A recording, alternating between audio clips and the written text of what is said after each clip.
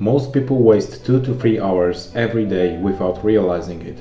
I want you to think about how much more you could accomplish if you found even an extra hour in your day. That hidden time could be the difference between staying stuck and making real progress toward your goals. So in this video I want to show you how you can find at least an hour hidden inside of your schedule every single day. Okay, so let's dive right into it. Listen, in order to do that, you will need to prepare a little for a week. And so two things that I want you to do for the next week is to first of all track every single activity that you do. And I want you to be honest with yourself right here, because you are not publishing it anywhere, you are not showing it to anybody, so you can be honest. It is just for you and for your benefit essentially. So track every single activity. If you decide to play video games, write it down. If you decide to watch Netflix, write it down. Don't limit yourself to writing down only the productive things you do. Write down, track every single minute. The second thing is that you need to see how much dopamine are you giving yourself before even starting the work. Now this is extremely important because I see a lot of people in my age, in my class, sitting all day long on their phones before even going back home. And so I can guess that if any single one of them wants to work on something else after school, they won't be as productive as they could be. Nowhere near as productive as they could be. Only because they feed their brains with so much dopamine from the very beginning of the day. It will be so hard for them to focus on something.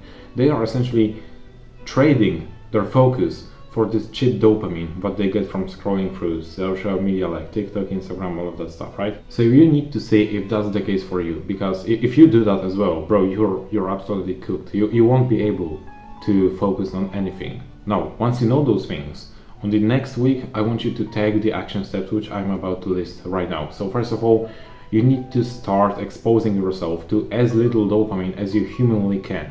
Now, I do that by literally not even touching my phone in the school. Like, obviously, sometimes I will end up scrolling on social media. I'm not perfect, right?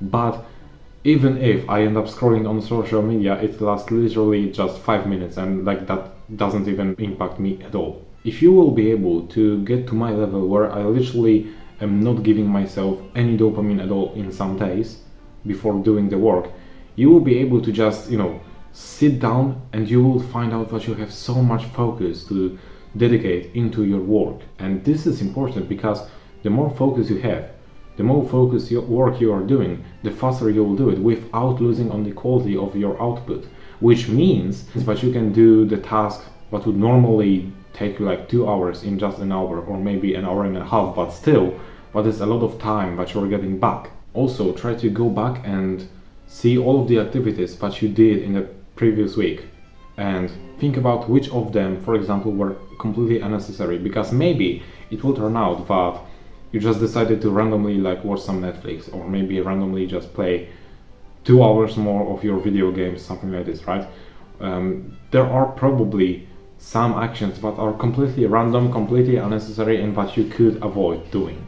But also try to think about which actions distracted you, because this is extremely important as well. Like, if you get distracted, it's not like, let's say you were working for like half an hour already and then something randomly distracts you, like there's some kind of notification that pops up and you're getting distracted. When you get back to work, you won't be as focused as you were. In order to regain this momentum, to get to the same level of focus that you were before the distraction, you will need probably like at least 25 minutes to regain all of this momentum, right? So just try to avoid all the distractions. It is possible, it is truly possible. Like, if you take your phone and throw it out of the window, through the window, you will be able to just, avoid a lot of distractions, and then you can also keep open only the tasks that you truly need in your browser, for example, if you are working on the computer, right? And so that way you can truly get rid of all the distractions. And the third thing that you need to think about is which of your actions that you did in the previous week are similar to each other. This is important as well, and we'll talk about why in just a second. But once you know the answers to those questions, what you can now do is, first of all, try to get rid of as many unnecessary actions as possible. And so what I mean by that is, if you, as I said in this example, you decided to watch some Netflix, it was in 99% of times up to you whether you watch this Netflix or not. So you can control that, and you can just next time tell yourself, no, I'm not going to watch this Netflix because I know that it is wasting my time. And I can tell you that just now you have got back yourself at least like 2 hours of time, because let's be honest right here, no one really watches only one video of a series on Netflix, right?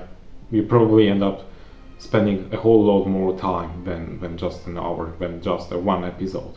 Second of all, try to get rid of all of the distractions. I already told you that, but also I remember that previously when I wanted to take a break, what I would do is I would literally just grab my phone and start scrolling on social media. And this is just the same as getting distracted, honestly, because what you're doing is, instead of actually taking a break, you're just feeding your brain with so much dopamine, even if it's just 5 minutes, even if it's just 10 minutes, okay? You're still giving yourself a lot of dopamine, but it has the same effect as if you would get distracted, essentially. So what I do right now is literally I just stare at the wall.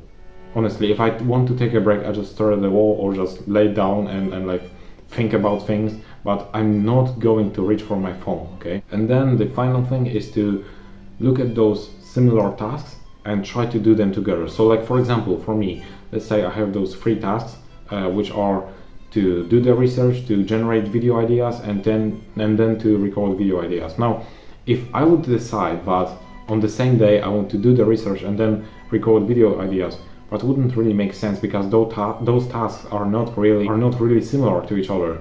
And so I would need to shift my focus from doing the research, from the research mode to the recording mode, essentially. So that wouldn't really make sense for me, okay? But if I take the researching stuff and also generating video ideas, then I can combine those things, because it just makes sense. If I'm doing a research and then I see an interesting video idea, I might as well just write it down, and then boom, I have like a video idea generated, right? So this makes sense for me to combine both of those activities, and that's actually what I'm doing, right?